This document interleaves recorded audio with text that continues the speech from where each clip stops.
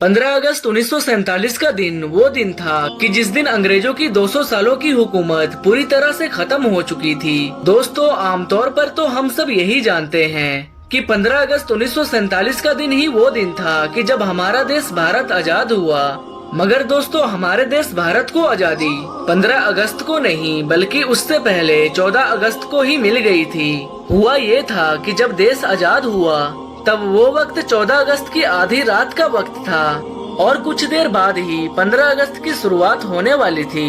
मगर दोस्तों, आजादी के इस दिन की अहमियत को जानते हुए देश के आजाद होने का ऐलान एक नए दिन की शुरुआत से की गई।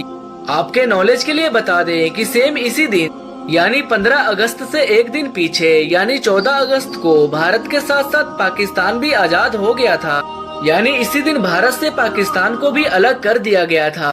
दोस्तों, 15 अगस्त को न सिर्फ देश आजाद हुआ था बल्कि इसी दिन इस देश के पहले प्रधानमंत्री यानी पंडित जवाहरलाल नेहरू ने 14 और 15 अगस्त की बीच की रात को एक ऐतिहासिक भाषण भी दी थी और साथ ही साथ लाल किले के लाहौरी गेट पर तिरंगे को लहराया गया था। लेकिन दोस्तों, इन सब चीजों के बीच सवाल ये है कि आखिर हमारे देश भारत के झंडे को बनाया किसने था।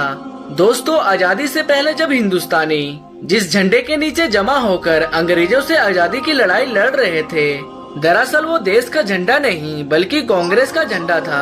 और जब देश आजाद हुआ तब देश के झंडे को कांग्रेस के झंडे से अलग करना बहुत जरूरी था। और फिर सभी को देश के नए झंडे की फिक्र सताने लगी। तब उस वक्त संविधान के अंदर एक जनरल सेक्रेटरी हुआ करते थे कि जिनका नाम बदरुद्दीन तैयब जी था। बदरुद्दीन तैयब जी ने संविधान के अंदर अपनी राय रखी और कहा क्यों न हम देश के झंडे में से सिर्फ चरखे को निकालकर अशोक का चक्कर लगा दें। बदरुद्दीन तैयब जी की ये राय संविधान में मौजूद सभी लोगों को बहुत पसंद आई और फिर इस तरह देश के नए झंडे को तैयार किया गया।